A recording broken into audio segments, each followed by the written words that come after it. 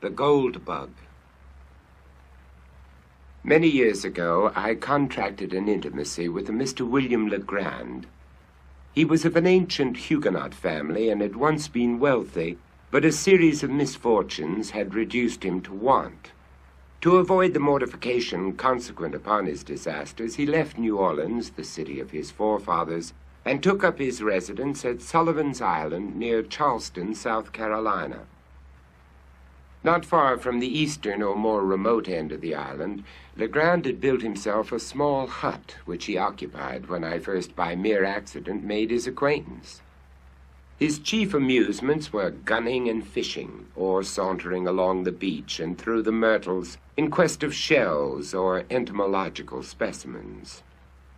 In these excursions he was usually accompanied by an old Negro called Jupiter, who had been manumitted before the reverses of his family, but who could be induced neither by threats nor by promises to abandon what he considered his right of attendance upon the footsteps of his young Massa Will. It is not improbable that the relatives of Legrand, conceiving him to be somewhat unsettled in intellect, had contrived to instill this obstinacy into Jupiter with a view to the supervision and guardianship of the wanderer.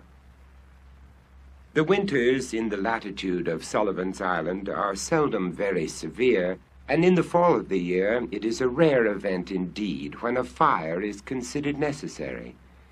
About the middle of October 1840 there occurred, however, a day of remarkable chilliness. Just before sunset I scrambled my way through the evergreens to the hut of my friend, whom I had not visited for several weeks, my residence being at that time in Charleston, a distance of 9 miles from the island, while the facilities of passage and repassage were very far behind those of the present day. Upon reaching the hut, I rapped, as was my custom, and getting no reply, sought for the key where I knew it was secreted, unlocked the door, and went in. A fine fire was blazing upon the hearth. It was a novelty and by no means an ungrateful one. I threw off an overcoat, took an armchair by the crackling logs, and awaited patiently the arrival of my hosts. Soon after dark they arrived and gave me a most cordial welcome. Jupiter, grinning from ear to ear, bustled about to prepare some marsh hens for supper. Legrand was in one of his fits, how else shall I term them, of enthusiasm. He had found an unknown bivalve forming a new genus, and more than this, he had hunted down and secured, with Jupiter's assistance, a scarabaeus which he believed to be totally new, but in respect to which he wished to have my opinion on the morrow. "And why not tonight?" I asked, rubbing my hands over the blaze and wishing the whole tribe of scarabaei at the devil. "Ah, if I had only known you were here," said Legrand, "but it's so long since I saw you, and how could I foresee that you would pay me a visit this very night of all others?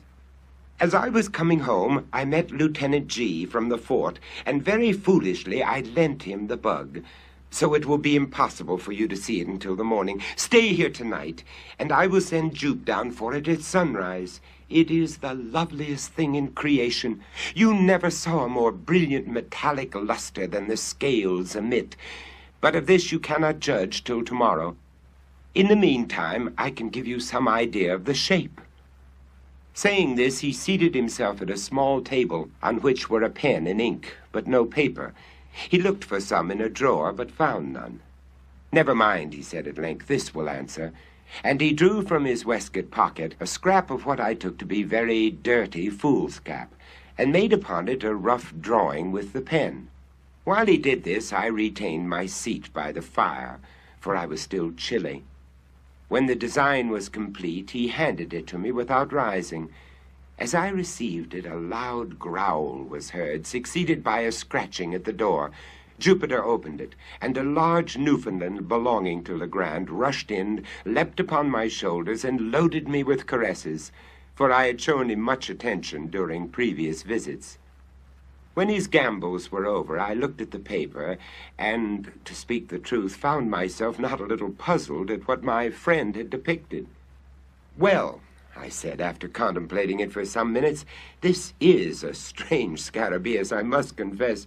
New to me, never saw anything like it before, unless it was a skull or a death's head, which it more nearly resembles than anything else that has come under my observation." "A death's head?" echoed Legrand. "Oh, yes, well, it has something of that appearance upon paper, no doubt. The two upper black spots look like eyes, and the longer one at the bottom like a mouth, and then the shape of the whole is oval." "Perhaps so," said I. "But, Legrand, I fear you are no artist. I must wait until I see the beetle itself, if I am to form any idea of its personal appearance."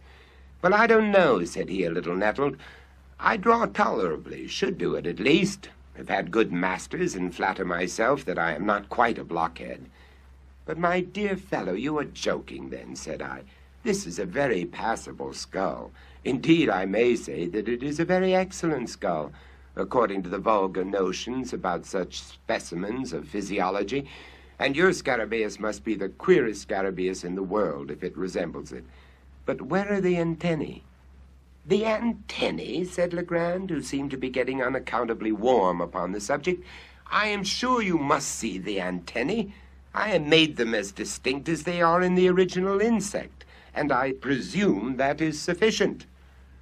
Well, I said, "perhaps you have. Still, I see them." And I handed him the paper without additional remark, not wishing to ruffle his temper.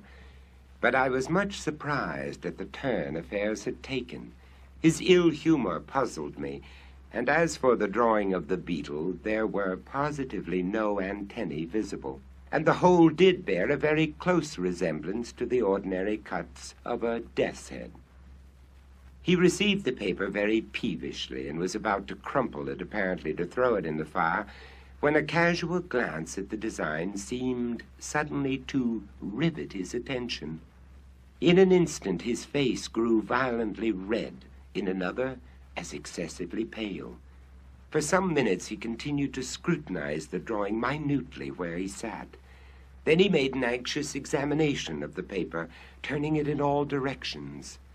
Presently he took from his coat pocket a wallet, placed the paper carefully in it, and deposited both in a writing desk, which he locked. He now grew more composed in his demeanor, but his original air of enthusiasm had quite disappeared. Yet he seemed not so much sulky as abstracted. Seeing my host in this mood, I deemed it proper to take leave. He did not press me to remain, but as I departed, he shook my hand with even more than usual cordiality. It was about a month after this, and during the interval I had seen nothing of Legrand, when I received a visit at Charleston from his man, Jupiter. I had never seen the good old Negro look so dispirited, and I feared that some serious disaster had befallen my friend.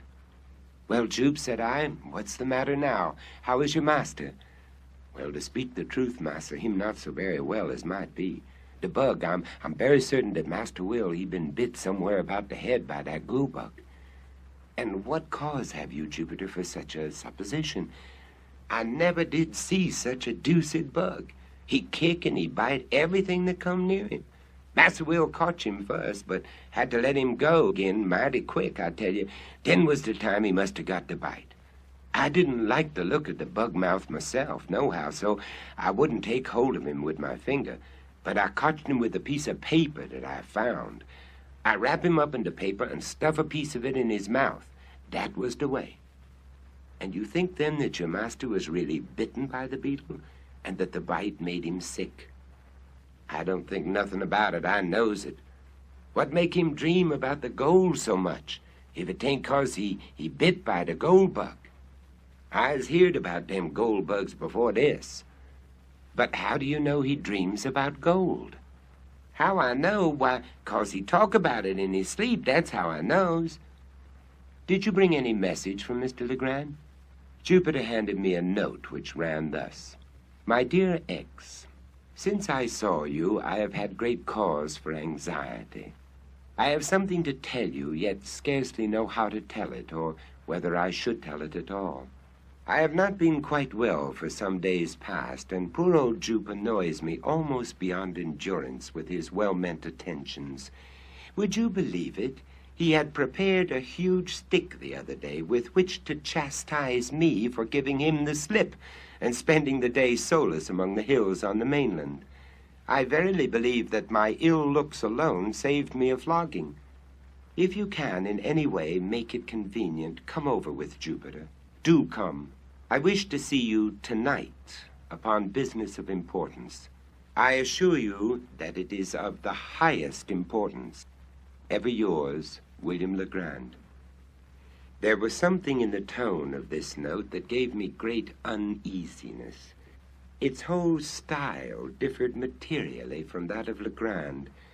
What new crotchet possessed his excitable brain? What business of the highest importance could he possibly have to transact? I dreaded lest the continued pressure of misfortune had at length fairly unsettled the reason of my friend. Without a moment's hesitation, therefore, I prepared to accompany the Negro. It was almost 3 in the afternoon when we arrived. Legrand had been waiting us in eager expectation. He grasped my hand with a nervous empressment which alarmed me and strengthened the suspicions already entertained. His countenance was pale, even to ghastliness, and his deep-set eyes glared with unnatural luster. After some inquiries respecting his health, I asked him, not knowing what better to say, if he had yet obtained the scarabaeus from Lieutenant G. "Oh, yes," he replied, coloring violently. "I got it from him the next morning. Nothing should tempt me to part with that scarabaeus. Do you know that Jupiter is quite right about it?" "In what way?" I asked, with a sad foreboding at heart. "In supposing it to be a bug of real gold." He said this with an air of profound seriousness, and I felt inexpressibly shocked. "This bug is to make my fortune," he continued with a triumphant smile, "to reinstate me in my family possessions. Is it any wonder, then, that I prize it? Since fortune is thought fit to bestow it upon me, I have only to use it properly, and I shall arrive at the gold of which it is the index." Hereupon Legrand arose with a grave and stately air and brought me the beetle from a glass case in which it was enclosed. It was a beautiful scarabaeus, and at that time unknown to naturalists, of course a great prize in a scientific point of view. There were 2 round black spots near one extremity of the back and a long one near the other. The scales were exceedingly hard and glossy, with all the appearance of burnished gold. The weight of the insect was very remarkable, and taking all things into consideration, I could hardly blame Jupiter for his opinion respecting it. But what to make of Legrand's concordance with that opinion I could not for the life of me tell. "I sent for you," said he in a grandiloquent tone when I had completed my examination of the beetle. "I sent for you that I might have your counsel and assistance in furthering the views of fate and of the bug." "My dear Legrand," I cried, interrupting him, "you are certainly unwell, and had better use some little precautions. You shall go to bed, and I will remain with you a few days until you get over this. You are feverish, and—" "You are mistaken," he interposed. "I am as well as I can expect to be under the excitement which I suffer. If you really wish me well, you will relieve this excitement." "And how is this to be done?" "Very easily. Jupiter and myself are going upon an expedition into the hills upon the mainland, and in this expedition we shall need the aid of some person in whom we can confide. You are the only one we can trust. Whether we succeed or fail, the excitement which you now perceive in me will be equally allayed." "I am anxious to oblige you in any way," I replied. "But do you mean to say that this infernal beetle has any connection with your expedition into the hills?" "It has. And you will promise me upon your honor that when this freak of yours is over and the bug business, good God, settled to your satisfaction, you will then return home and follow my advice implicitly as that of your physician?" "Yes, I promise. And now let us be off, for we have no time to lose." With a heavy heart I accompanied my friend. We started about 4 o'clock, Legrand, Jupiter, the dog, and myself. Jupiter had with him a scythe and spades, the whole of which he insisted upon carrying, more through fear, it seemed to me, of trusting either of the implements within the reach of his master than from any excess of industry or complacence. For my own part, I had charge of a couple of dark lanterns, while Legrand contented himself with a scarabaeus, which he carried attached to the end of a bit of whipcord, twirling it to and fro with the air of a conjurer as he went. When I observed this last plain evidence of my friend's aberration of mind, I could scarcely refrain from tears. I thought it best, however, to humor his fancy, at least for the present, or until I could adopt some more energetic measures with a chance of success. We crossed the creek at the head of the island by means of a skiff, and ascending the high grounds on the shore of the mainland, proceeded in a northwesterly direction through a tract of country excessively wild and desolate, where no trace of a human footstep was to be seen. The sun was just setting when we entered a region infinitely more dreary than any yet seen. It was a species of tableland near the summit of an almost inaccessible hill, densely wooded from base to pinnacle. The natural platform to which we had clambered was thickly overgrown with brambles, through which we soon discovered that it would have been impossible to force our way but for the scythe, and Jupiter, by direction of his master, proceeded to clear for us a path to the foot of an enormously tall tulip tree, which stood with some 8 or 10 oaks upon the level, and far surpassed them all, and all other trees which I had then ever seen, in the beauty of its form, in the wide spread of its branches, and in the general majesty of its appearance. When we reached this tree, Legrand turned to Jupiter and asked him if he thought he could climb it. "Yes, massa, Jupe climb any tree he ever see in his life." "Then up with you as soon as possible, for it will soon be too dark to see what we are about." "How far must go up, massa?" inquired Jupiter. "Get up the main trunk first, and then I will tell you which way to go. Oh, here, stop. Take this beetle with you." The difficulty of ascension in the present case lay more in semblance than in reality. Jupiter, after 1 or 2 narrow escapes from falling, at length wriggled himself into the first great fork, and seemed to consider the whole business as virtually accomplished. The risk of the achievement was, in fact, now over, although the climber was some 60 or 70 feet from the ground. "Which way must go up now, Master Will?" "Keep up the largest branch, the one on this side," said Legrand. Presently his voice was heard in a sort of halloo. "How much further's got to go?"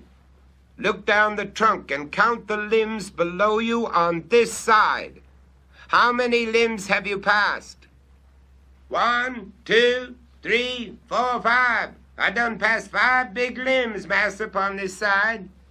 "Then go 1 limb higher."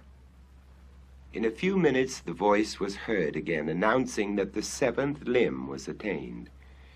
"Now, Jupe," cried Legrand, evidently much excited, "I want you to work your way out upon that limb as far as you can. If you see anything strange, let me know." By this time, what little doubt I might have entertained of my poor friend's insanity was put finally at rest. I had no alternative but to conclude him stricken with lunacy, and I became seriously anxious about getting him home. While I was pondering upon what was best to be done, Jupiter's voice was again heard. "Most out to the end now. Out to the end."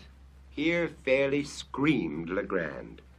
"Do you say you are out to the end of that limb?" "Soon be to the end, master. Oh, Lord God of mercy, what is this here upon the tree?" "Well," cried Legrand, highly delighted, "what is it?" "Why, 'tain't nothing but a skull. Somebody been left him head up the tree, and the crows done gobble every bit of the meat off." "A skull, you say? Very well. How is it fastened to the limb? What holds it on?" Sure enough, massa, must look. Why, this very curious circumstance. Upon my word, there's a great big nail in the skull, what fastens of it onto the tree. Well, now, Jupiter, do exactly as I tell you, do you hear? Yes, massa. Pay attention, then. Find the left eye of the skull. I got the left eye now. Here the left eye. What must I do with it? Let the beetle drop through it as far as the string will reach, but be careful and not let go your hold of the string. All that done, Massa Will. Mighty easy thing for to put the bug through the hole. Look out for him there below. The scarabaeus hung quite clear of any branches, and if allowed to fall, would have fallen at our feet. Legrand immediately took the scythe and cleared with it a circular space 3 or 4 yards in diameter just beneath the insect, and having accomplished this, ordered Jupiter to let go the string and come down from the tree. Driving a peg with great nicety into the ground at the precise spot where the beetle fell, my friend now produced from his pocket a tape measure. Fastening one end of this at that point of the trunk of the tree which was nearest the peg, he unrolled it till he reached the peg, and thence further unrolled it in the direction already established by the 2 points of the tree and the peg for the distance of 50 feet, Jupiter clearing away the brambles with the scythe. At the spot thus attained, a second peg was driven, and about this, as a center, a crude circle about 4 feet in diameter described. Taking now a spade himself, and giving another one to Jupiter and one to me, Legrand begged us to set about digging as quickly as possible. I made no doubt that the latter had been infected with some of the innumerable southern superstitions about money buried, and that his fantasy had received confirmation by the finding of the scarabaeus, or perhaps by Jupiter's obstinacy in maintaining it to be a bug of real gold. Upon the whole, I was sadly vexed and puzzled, but at length I concluded to make a virtue of necessity, to dig with a good will, and thus the sooner to convince the visionary by ocular demonstration of the fallacy of the opinions he entertained. We dug very steadily for 2 hours. Little was said, and our chief embarrassment lay in the yelpings of the dog, who took exceeding interest in our proceedings. When the time mentioned had expired, we had reached a depth of 5 feet, and yet no signs of any treasure became manifest. We had excavated the entire circle of 4 feet diameter, and now we slightly enlarged the limit and went to the farther depth of 2 feet. Still nothing appeared. The gold-seeker, whom I sincerely pitied, at length clambered from the pit, with the bitterest disappointment imprinted upon every feature, and proceeded slowly and reluctantly to put on his coat, which he had thrown off at the beginning of his labor. In the meantime, I made no remark. Jupiter, at a signal from his master, began to gather up his tools. This done, we turned in profound silence towards home. We had taken perhaps a dozen steps in this direction, when with a loud oath Legrand strode up to Jupiter and seized him by the collar. "You scoundrel," said Legrand, hissing out the syllables from between his clenched teeth. "You infernal black villain! Speak, I tell you. Answer me this instant, without prevarication. Which is your left eye?" "Oh, my golly, Massa Will, ain't this here my left eye for certain?" roared the terrified Jupiter, placing his hand upon his right organ of vision, and holding it there with a desperate pertinacity, as if in immediate dread of his master's attempt at a gouge. "I thought so! I knew it! Hurrah!" vociferated Legrand, letting the Negro go and executing a series of curvets and caracols, much to the astonishment of his valet, who, arising from his knees, looked mutely from his master to myself, and then from myself to his master. "Come, we must go back," said the latter. "The game's not up yet," and he again led the way to the tulip tree. Here my friend, about whose madness I now saw, or fancied that I saw, certain indications of method, removed the peg which marked the spot where the beetle fell to a spot about 3 inches to the westward of its former position. Taking now the tape measure from the nearest point of the trunk to the peg, as before, and continuing the extension in a straight line to the distance of 50 feet, a spot was indicated, removed by several yards from the point at which we had been digging. Around the new position, a circle somewhat larger than in the former instance was now described, and we again set to work with the spade. I was dreadfully weary, but scarcely understanding what had occasioned the change in my thoughts, I felt no longer any great aversion from the labor imposed. I had become most unaccountably interested, nay, even excited. When we had been at work perhaps an hour and a half, we were again interrupted by the violent howlings of the dog. His uneasiness in the first instance had been evidently but the result of a playfulness or caprice, but he now assumed a bitter and serious tone. Upon Jupiter's attempting to muzzle him, he made furious resistance, and leaping into the hole, tore up the mold frantically with his claws. In a few seconds he had uncovered a mass of human bones, forming 2 complete skeletons, intermingled with several buttons of metal, and what appeared to be the dust of decayed woolen. 1 or 2 strokes of a spade upturned the blade of a large Spanish knife, and as we dug farther, 3 or 4 loose pieces of gold and silver coin came to light. At sight of these, the joy of Jupiter could scarcely be restrained, but the countenance of his master wore an air of extreme disappointment. He urged us, however, to continue our exertions, and the words were hardly uttered when I stumbled and fell forward, having caught the toe of my boot in a large ring of iron that lay half buried in the loose earth. We now worked in earnest, and never did I pass 10 minutes of more intense excitement. During this interval we had fairly unearthed an oblong chest of wood, which from its perfect preservation and wonderful hardness had plainly been subjected to some mineralizing process, perhaps that of bichloride of mercury. This box was 3.5 feet long, 3 feet broad, and 2.5 feet deep. We at once saw the impossibility of removing so great a weight. Luckily, the sole fastenings of the lid consisted of 2 sliding bolts.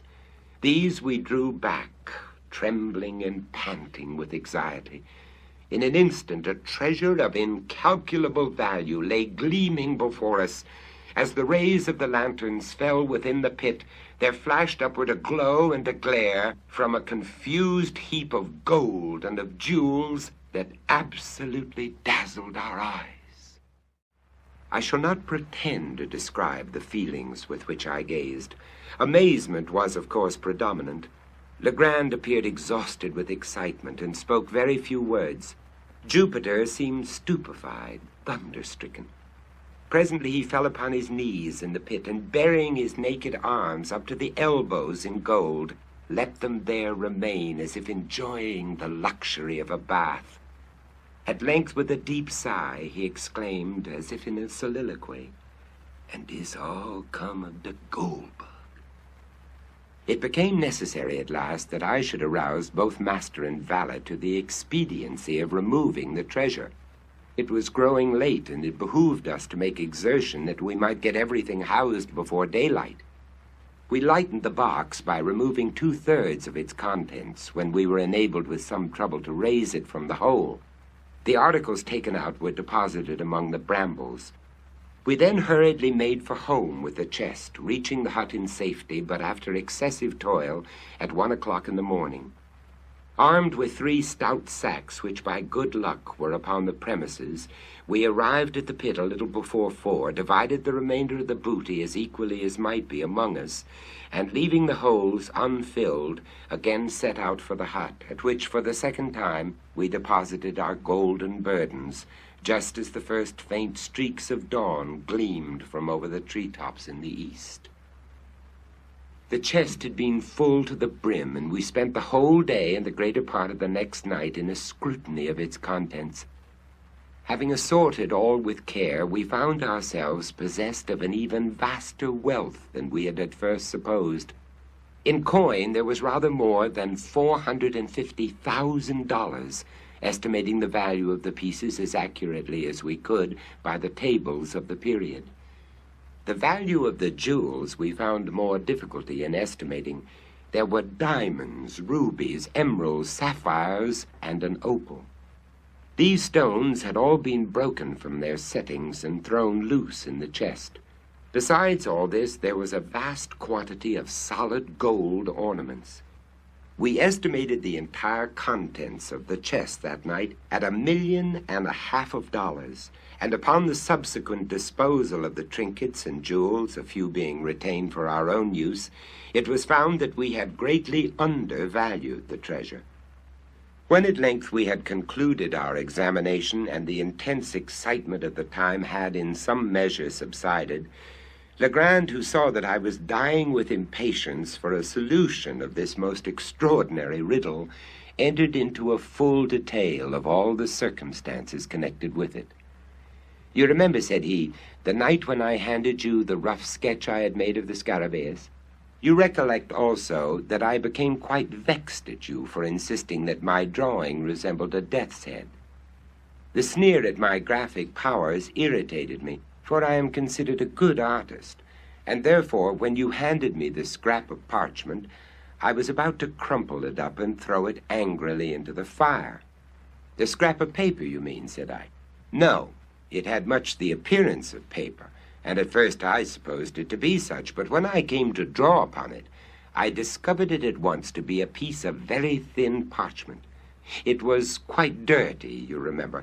Well, as I was in the very act of crumpling it up, my glance fell upon the sketch at which you had been looking, and you may imagine my astonishment when I perceived, in fact, the figure of a death's head just where, it seemed to me, I had made the drawing of the beetle. For a moment I was too much amazed to think with accuracy. I knew that my design was very different in detail from this, although there was a certain similarity in general outline. Upon turning it over, I saw my own sketch upon the reverse, just as I had made it. My first idea now was mere surprise at the really remarkable similarity of outline, at the singular coincidence involved in the fact that, unknown to me, there should have been a skull upon the other side of the parchment, immediately beneath my figure of the Scarabaeus, and that this skull, not only in outline but in size, should so closely resemble my drawing. But there dawned upon me gradually a conviction which startled me even far more than the coincidence. I began distinctly, positively, to remember that there had been no drawing upon the parchment when I made my sketch of the Scarabaeus. I became perfectly certain of this, for I recollected turning up first one side and then the other in search of the cleanest spot. Had the skull been there then, of course I could not have failed to notice it. When you had gone, and when Jupiter was fast asleep, I betook myself to a more methodical investigation of the affair. In the first place, I considered the manner in which the parchment had come into my possession. The spot where we discovered the Scarabaeus was on the coast of the mainland, about a mile eastward of the island, and but a short distance above high water mark. Upon my taking hold of it, it gave me a sharp bite, which caused me to let it drop. Jupiter, with his accustomed caution before seizing the insect which had flown toward him, looked about for a leaf or something of that nature by which to take hold of it. It was at this moment that his eyes, and mine also, fell upon the scrap of parchment, which I then supposed to be paper. It was lying half buried in the sand, a corner sticking up. Near the spot where we found it, I observed the remnants of the hull of what appeared to have been a ship's longboat. The wreck seemed to have been there for a very great while, for the resemblance to boat timbers could scarcely be traced. Well, Jupiter picked up the parchment, wrapped the beetle in it, and gave it to me.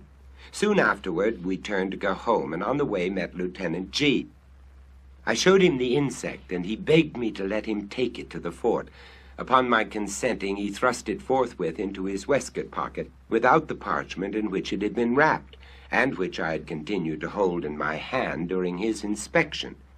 At the same time, without being conscious of it, I must have deposited the parchment in my own pocket. You remember that when I went to the table for the purpose of making a sketch of the beetle, I found no paper where it was usually kept. I searched my pockets, hoping to find an old letter, when my hand fell upon the parchment. No doubt you will think me fanciful, but I had already established a kind of connection. I had put together two links of a great chain. There was a boat lying upon the seacoast, and not far from the boat was a parchment, not a paper, with a skull depicted upon it. You will, of course, ask, where is the connection? I reply that the skull, or death's head, is the well-known emblem of the pirate. The flag of the death's head is hoisted in all engagements. But, I interposed, you say that the skull was not upon the parchment when you made the drawing of the beetle. How, then, do you trace any connection between the boat and the skull, since this latter, according to your own admission, must have been designed, God only knows how or by whom, at some period subsequent to your sketching the scarabaeus? Ah, hereupon turns the whole mystery. Although the secret at this point I had comparatively little difficulty in solving, my steps were sure and could afford a single result. I reasoned, for example, thus. When I drew the scarabaeus, there was no skull apparent upon the parchment. When I had completed the drawing, I gave it to you and observed you narrowly until you returned it. You, therefore, did not design the skull, and no one else was present to do it. Then it was not done by human agency, and nevertheless it was done. At this stage of my reflections, I endeavored to remember, and did remember with entire distinctness, every incident which occurred about the period in question.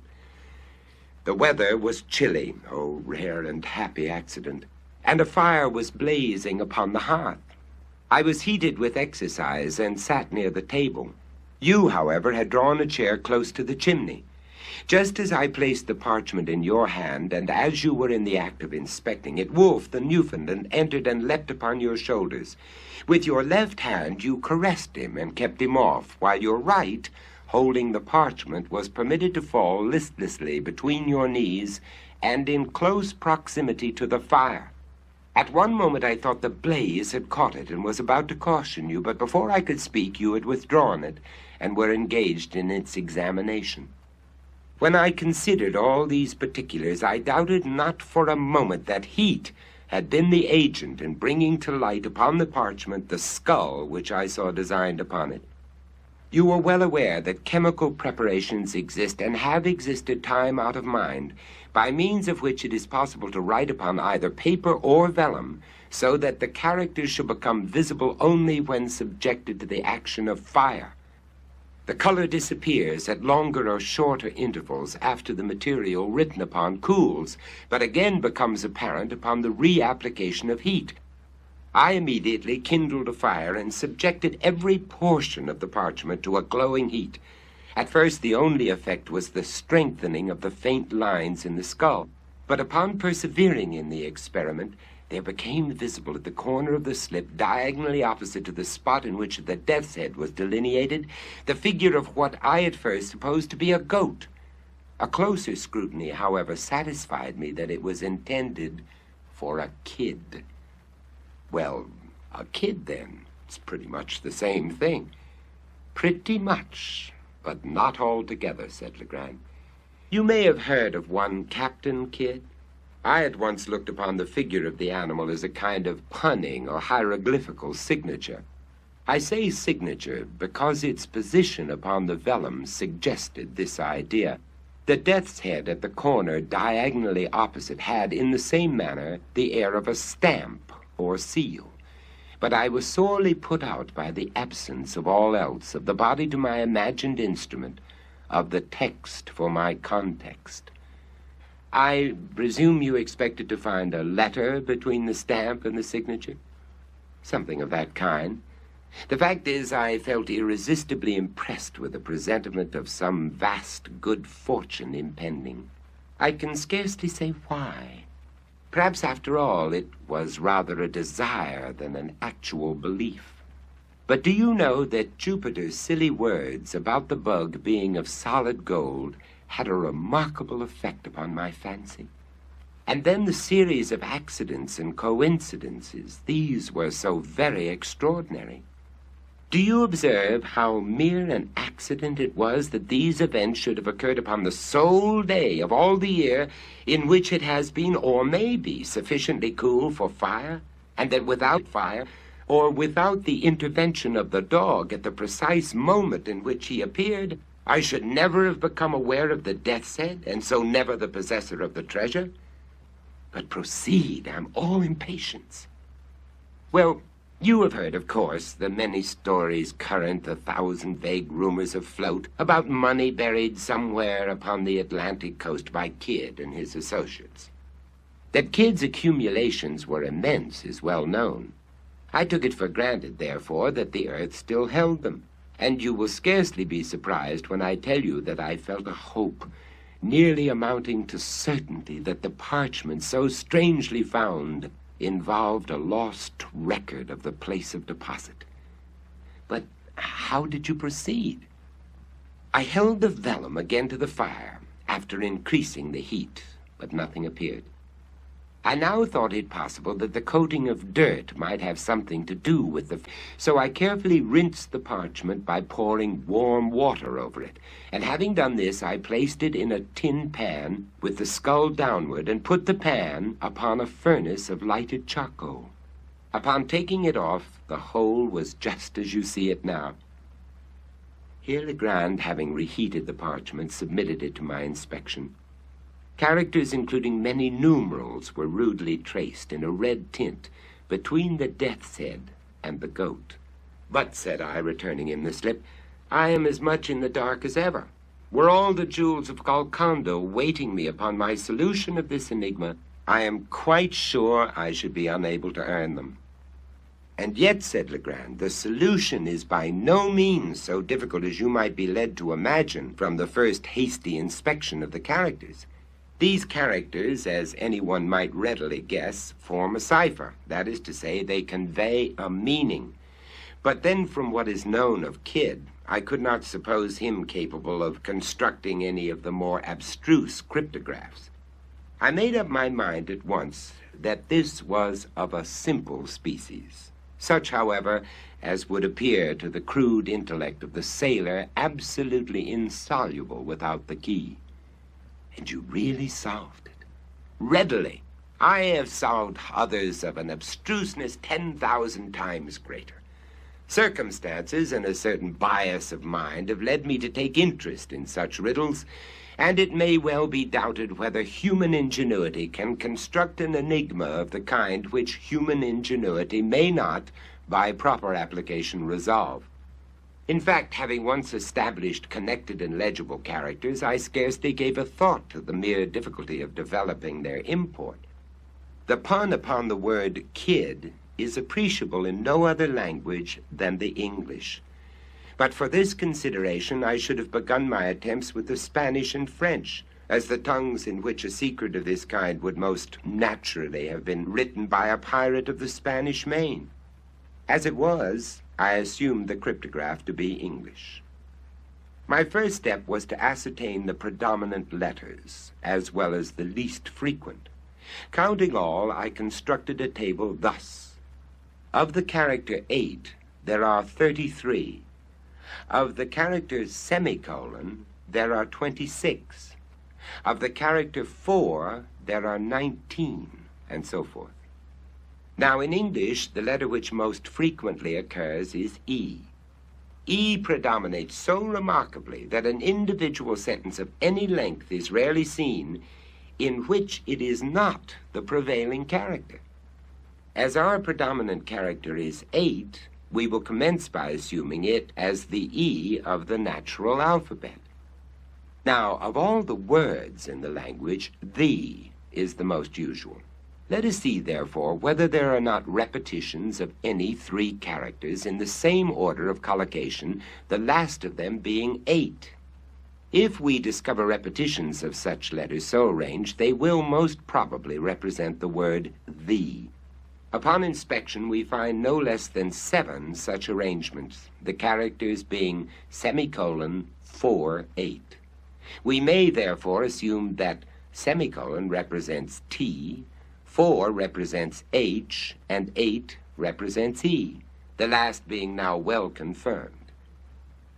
Thus a great step has been taken.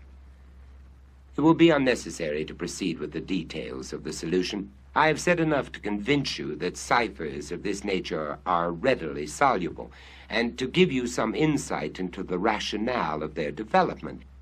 But be assured that the specimen before us appertains to the very simplest species of cryptograph. It now only remains to give you the full translation of the characters upon the parchment as unriddled. Here it is. A good glass in the bishop's hostel in the devil's seat, 41 degrees and 13 minutes northeast and by north, main branch, 7th limb, east side. Shoot from the left eye of the death's head a B line from the tree through the shot 50 feet out. But, said I, the enigma seems still in as bad condition as ever. How is it possible to extort a meaning from all this jargon about devil's seats, death's heads, and bishops' hostels? It left me also in the dark, replied Legrand, for a few days, when one morning it entered into my head quite suddenly that Bishop's Hostel might have some reference to an old family of the name of Bessop, which time out of mind had held possession of an ancient manor house about 4 miles to the northward of the island.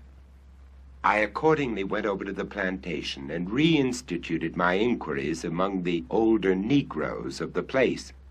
At length, one of the most aged of the women said that she had heard of such a place as Bessop's Castle, and thought that she could guide me to it, but that it was not a castle nor a tavern, but a high rock.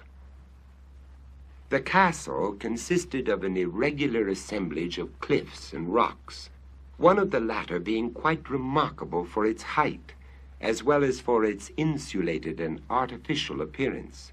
I clambered to its apex, and then felt much at a loss as to what should be next done. While I was busied in reflection, my eyes fell upon a narrow ledge in the eastern face of the rock, perhaps a yard below the summit upon which I stood. A niche in the cliff just above it gave it a rude resemblance to one of the hollow-backed chairs used by our ancestors. I made no doubt that here was the devil's seat alluded to in the manuscript, and now I seemed to grasp the full secret of the riddle. The good glass, I knew, could have reference to nothing but a telescope, for the word glass is rarely employed in any other sense by seamen. Now here, I at once saw, was a telescope to be used and a definite point of view, admitting no variation from which to use it. Nor did I hesitate to believe that the phrases 41 degrees and 13 minutes and northeast and by north were intended as directions for the leveling of the glass. Greatly excited by these discoveries, I hurried home, procured a telescope, and returned to the rock.